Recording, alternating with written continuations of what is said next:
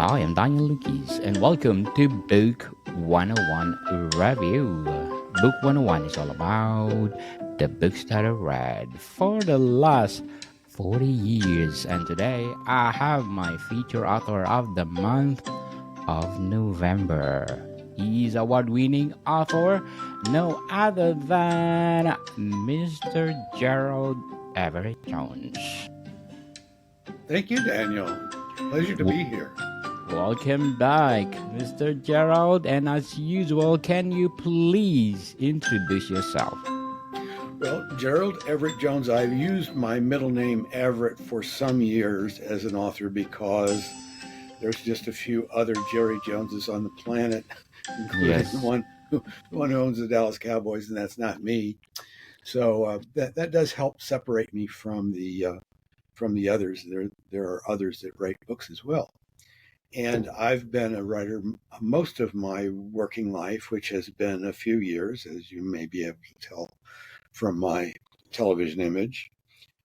And I also worked in computer graphics for some years. I was involved in some of the early filmmaking work in digital cameras and what they called film look video. And computer, as I say, computer graphic charts and graphs and animations and those kinds of things. So I'm a bit technical, although I still get frustrated, as we all do, by things that all. Let's see, what's the Microsoft slogan? Software that almost works. So, Mr. Gerald, thank you so much for sharing your talents to the world. Looking forward for more award-winning piece. So, speaking for award-winning piece, let's talk about your, of course, Harambee. How would you describe Harry's personality and character at the beginning of the novel? Well, I think I'm going to read you just the very brief introduction, which will tell you a lot about Harry. Harry Gardner, who thought his name Harrison much too formal, did not consider himself an immoral man. His shrink, if he still had one, would say he was on a therapeutic quest. The more generous of his peers in the golf club locker room would say he was taking a much-deserved breather. But he had to admit, at least to himself, that his intention in going to East Africa was to engage in illicit activities, although he had only a vague idea of what those activities might involve. You see, Harry is a widower. He's living in Los Angeles. He's not a young fellow. He's retirement age. And he's something of a couch potato, basically. What can he find to do these days? Play golf and bridge with uninteresting people, or people who want to sell him insurance policies. That's usually what happens. But he runs across this tour director, this Italian fellow, Aldo, who says that he packages unique experiences for people of high net worth. Basically, he's going to take him on a tour anywhere he wants to go in the world, and he's going to show him a good time. Now, Harry isn't sure that he wants this, and indeed, he's something of a couch potato. He's not particularly adventurous, but Aldo convinces him that at the very least, if they go to Kenya, they'll see the wild animals that are still alive, the so-called Big Five. And by the way, over in that part of the world, as well as in some other places that are resort destination, there just happen to be lovely women and a lot of booze, good food.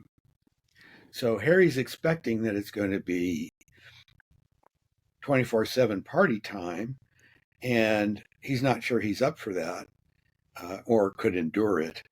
But once he gets there, he realizes it's really just not his thing. And he's just about ready to come back. He's only been there about a week.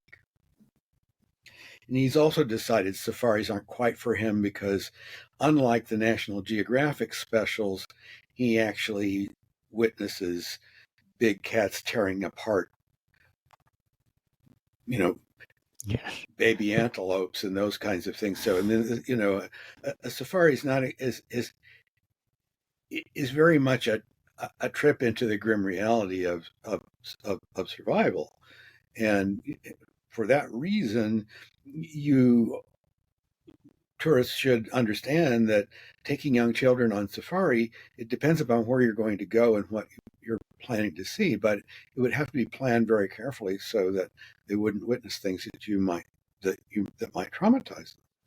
So Harry is somewhat fed up with that aspect of it. He, like I said, just after a week, and life, he's there on the on the shores of the Indian Ocean, there in Diani Beach in Kenya. And it's a resort community. It's a very small town.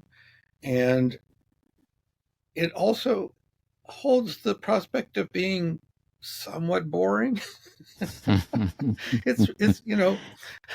a bunch of expats kicking back and swilling Tusker beers all day. And that's some of it anyway.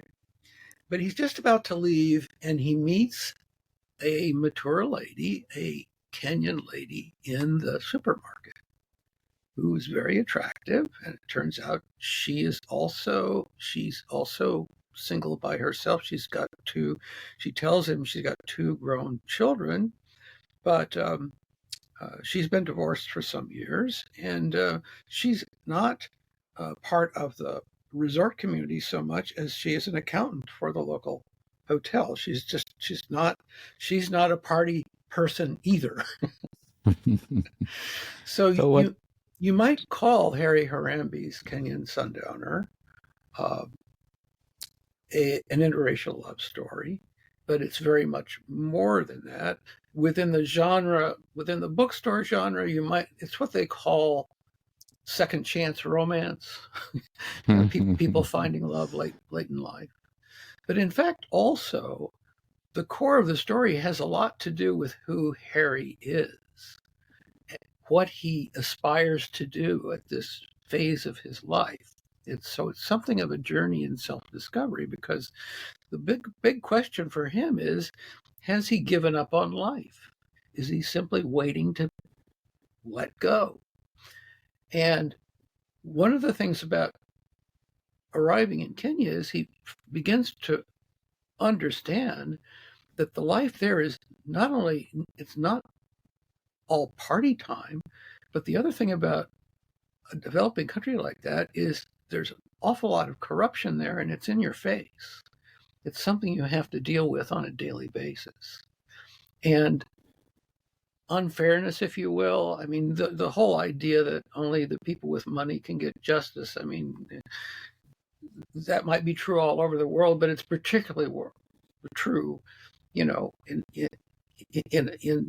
Kenya, where people even say corruption's the mother of Kenya. They say it like they might say the sun will come up tomorrow. It's just something you have to learn how to cope with.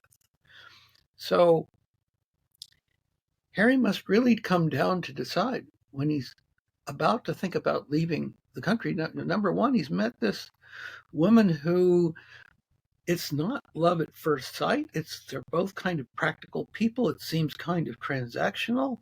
But then on the other hand, if he goes back home, what is there for him? So his decision is, am I a tourist or am I a citizen? So if he's going to stay, he begins to realize that he will have some responsibility to his neighbors. These will be his neighbors. These aren't people that are going to be catering to him in the restaurant. These aren't going to be people who are trying to find amusements for him.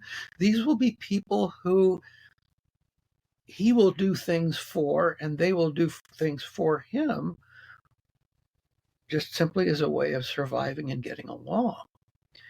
And yes, of course, there's that income gap.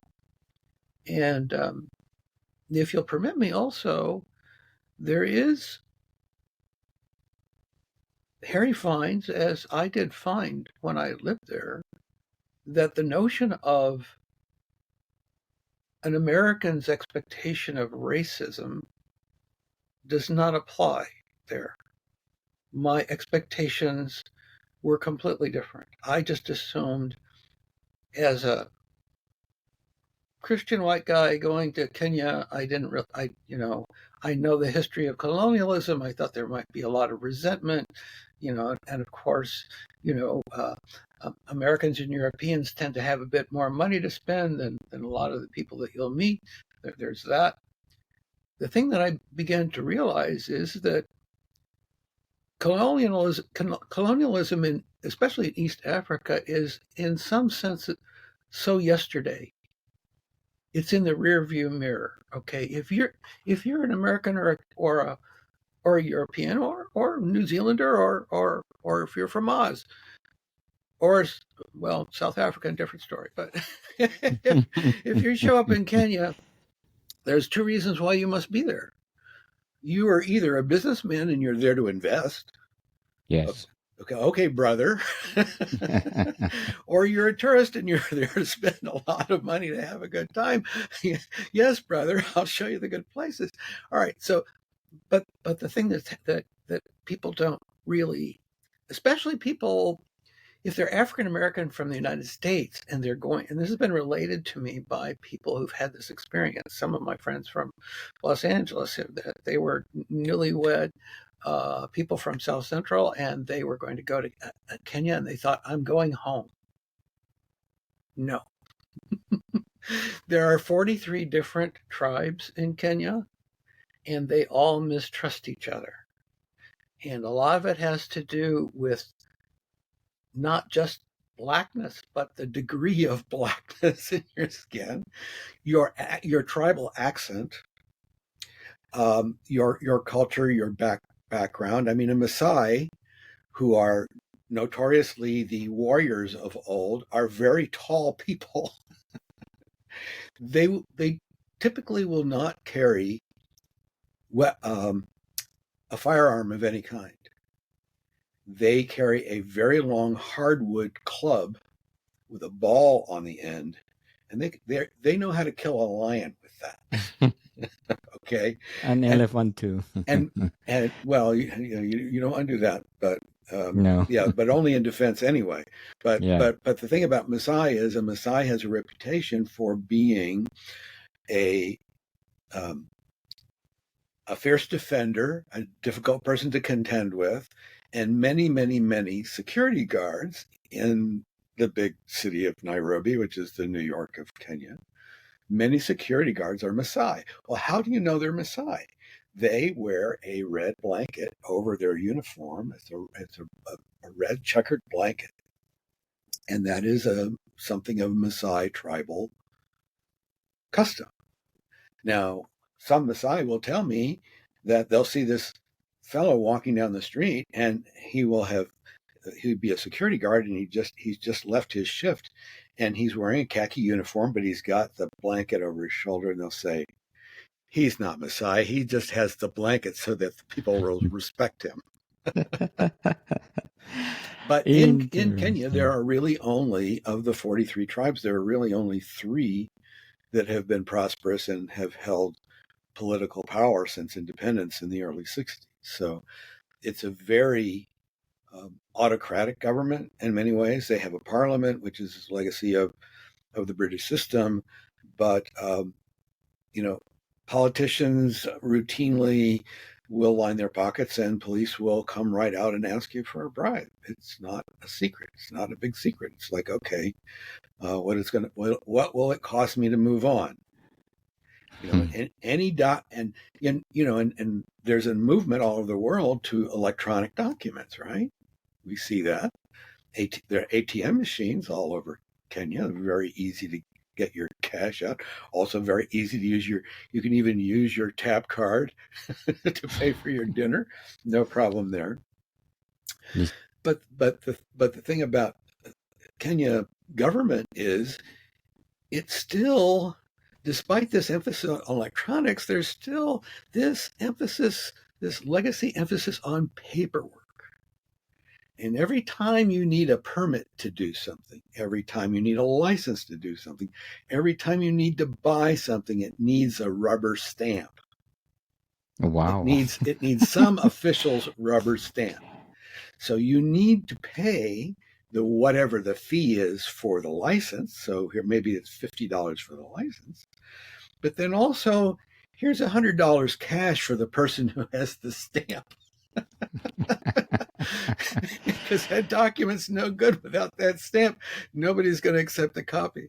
So that's the kind of life, and it's Harry does. It's not a particular spoiler to say that Harry does eventually decide that yes, he does want to commit to being a citizen. He does want to. Uh, he's not sure he wants to marry Esther, she's not sure she wants to marry him, but they'd like to try to be together. But Harry Harambee, the nickname that he gets, Harambee is the old term for a celebration which became community meeting, which later became political fundraiser. Harambee is a political fundraiser. And because it was a political fundraiser, and then that system went rapidly corrupt, Harambee is basically a slang term for a scam. So when they call Harry, he's and you can see on the Kenyan money, the motto of Kenya is Harambee, and it means the same thing as the motto of the United States. The motto of the United States, "E pluribus unum," one from many. Harambee means we're all together. But Harry then asks his friend, he says, well, why do they call me Harry Harambee? And he says, they call you that because their money's in your pocket, but you just don't know it yet. Yes, for sure. Interesting novel. Mr. Gerald, indeed interesting. So, how do you use humor in the novel to convey serious themes? It is a novel with a serious theme, but it does definitely have its lighter moments. And Harry has something of what you might call a sardonic wit. He tends to share the things that he observed. And when Esther actually criticizes him for not taking a stand or not being serious about things, she alludes to the fact that he goes everywhere, as many tourists do, with a driver. He's not going to learn how to drive on the wrong side of the road. But then also it's somewhat hazardous because not everyone is a skilled driver either, and the truck drivers are murderous. So, or they would call them lorry drivers. But Esther says, Harry, are you just going to persist in watching the world from the back seat? So this is the decision. Again, we're coming back to committing to, as a tourist, yes, you might be sitting in front of the widescreen and you're watching. Maybe you can't watch American football. You'll be watching it's strange that many Kenyans are fans of British football. We call it soccer, but their favorite teams are Manchester United. And it's like, what about Kenyan soccer? And then also cricket matches. They'll watch cricket matches. There's so many cricket matches from India. So you may be that would be your attitude as a tourist, and you may be wagering on games, and you may be swilling down. Tusker is the Kenyan beer, and you don't dare drink Heineken if you want to join in. That's from the wrong side of the continent. So yes, I would say sardonic humor and observational humor is one of the things that Harry observes is how transactional the Kenyans are with each other, even when they're members of the same tribe. If your brother asks you for a loan, and it may be a modest amount of money, if your brother asks for you're obligated to give it to him, but don't necessarily expect it to be paid back. Now, if it's not paid back, don't be surprised if you come out to your car one morning and all four tires are flat. This is transactions. Okay, if you buy a new car, well, no, not there are very few new cars except the ones that the expats import. But if you buy a car there, it's likely to be a used car that would be it's probably going to be a Japanese car, because in Japan they drive on the same side of the road as the Brits. So you'll have a right hand drive um, Japanese car, and the thing is that when you inspect it, when you buy it, it will look pretty clean, and you say this is a good value, and then the car dealer may say, well, I really want to clean it up for you and make sure that it's in prime condition, and I'm going to inspect it again. So come back on Wednesday and then take delivery. Don't take delivery today. So you go back on Wednesday. If you don't pop the hood and look inside yourself, you may find that many of the parts that looked new before have been replaced with used parts. This is just Different parts. daily life. So, Daily life. Mr. Gerald, how did you use supporting characters to shape Harry's outlook? Well, in screenwriting, there's a term used for someone's sidekick, the opponent ally. And every star has an opponent ally. And typically, an opponent ally is someone who sometimes takes your side, but other times is the only person who's willing to disagree with you and debate you to show you, help you decide whether you're right or wrong. And the Aldo, the tour guide, the guy who somewhat of a slick character who gets Harry involved in this tour, sells him this tour package. He's Harry's opponent ally. And it turns out, well, actually, Harry gets suspicious when he realizes that Esther actually knows Aldo. Well, how does she know Aldo? Did Aldo did he set Harry up to meet her? Is this some kind of trap?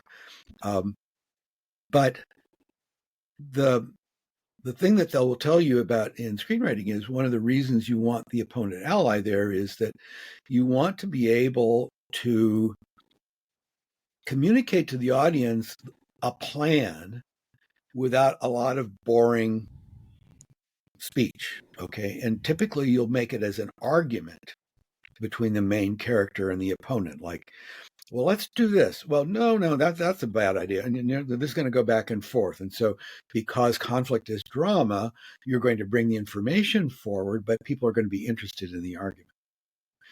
If you remember, we're talking about the old days, 50s and 60s actor Steve McQueen. Okay, a man of few words, had two expressions, smiling and not smiling. Okay, well, one of the things they said about actors like Steve McQueen, also John Wayne, some of the others, is they didn't really like a lot of dialogue. They didn't want to have to memorize too much, but they also felt like the star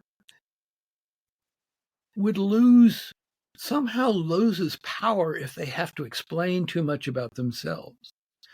So what you do is you put the plan in the mouth of the opponent ally. And the opponent ally is going to say, okay, at 2 a.m. tomorrow, our car pulls up to the bank. At 2:15, we're met by Jason on the corner. At 2:18, we're lighting the fuse on the... Okay, so here's the whole plan, right? So all Steve McQueen wants to do is say, let's do it.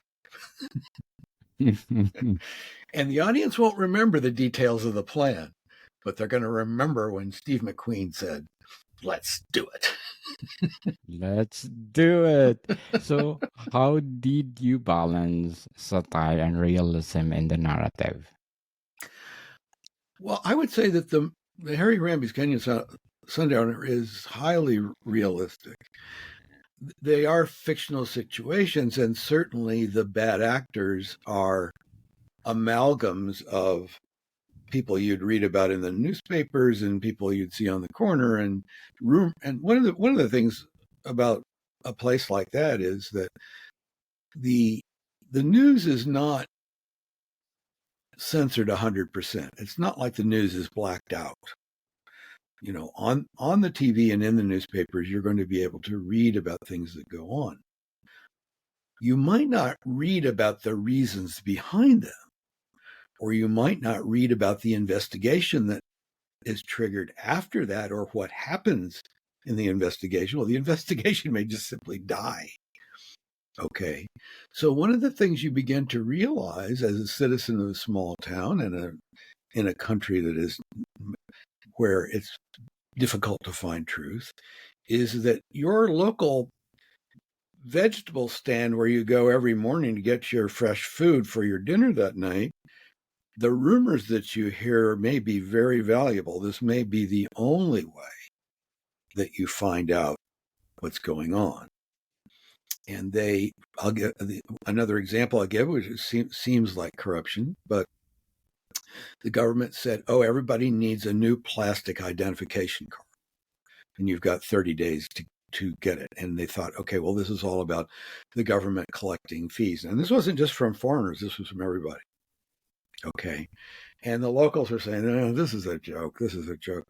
And some of them didn't bother to get it. And you would think that after a while there would be fines and penalties and whatever. And then it seemed like nothing happened. And then the rumor went around that no, actually, the government's reason for requiring those cards is they were gathering data for a credit card company that wanted to be able to market to Kenyans. So, the government took their fee, and it's they delivered some lists, but maybe it wasn't everybody. Who cares? The bank got what they wanted. Not for everyone. So to sum up, for this novel, Mr. Gerald, aside for award-winning novel, what is your other aspiration for this novel? This novel actually has been recorded as an audiobook and it's still being edited. So it is it's a 40 chapter book. So I mean it's definitely an audiobook experience. But I would say that it would be, your expense for the audiobook would be a whole lot cheaper than traveling to Kenya and having the experience. So, or even the book itself. I mean, as the cold weather approaches, on a cold blustery day, curl up with the book and just imagine that you're, flying along with Harry on vacation on the white sands of the Indian Ocean. I mean, it is beautiful. White sand and turquoise water. And the only land between that part of Kenya, I think the next land, if you go east, is not until you reach Singapore. Maybe not even until you reach like Australia. But I mean, there's a lot of water. Yes, in that direction. And of course, that is where the old ancient sailors would sail from the Mediterranean. Then they would portage their boats across what is now the Suez Canal, and then they would go down the Gulf and into the waters of the Indian Ocean, and that was the trade route by boats all the way over. And there was a lot of trade between East Africa there, Kenya, where Mombasa is today, and Zanzibar, and the west coast of India in Malabar, very, very famous ancient seaport in Malabar. And so the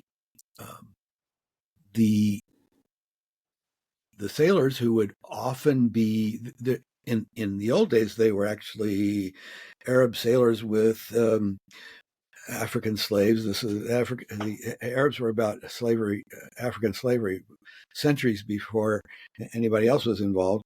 But but the sailors would sail one way with the trade winds, which would blow some months of the year. They would sail to India with those winds, and then the sailors would live for some length of time until the trade winds shift direction, which they do once a year, and then they would sail back to Africa with the trade winds in the other direction. And it just happened, they would make one round trip every season, every change of the trade winds, and that went on for thousands of years.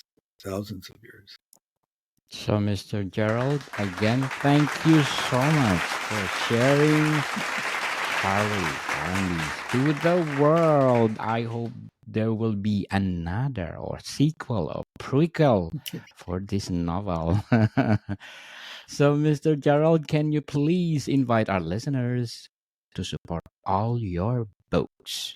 GeraldEverettJones.com, and you can see right there Everett with two T's and Gerald with a G, and you can actually find some complimentary ebook review copies there. So drop on by, shoot me a line. I'd be happy to hear them. Yes, people, follow Mr. Gerald Everett Jones on Substack, right? Yes, Substack as well. Yes, please. Yes. Thinking About Thinking is my blog. Thinking About Thinking. So, people, let's support Mr. Gerald Everett Jones, because if you support him, more award-winning pieces like this. So, Mr. Gerald, thank you for your time. Thank you, Daniel. More to come, people. See you soon.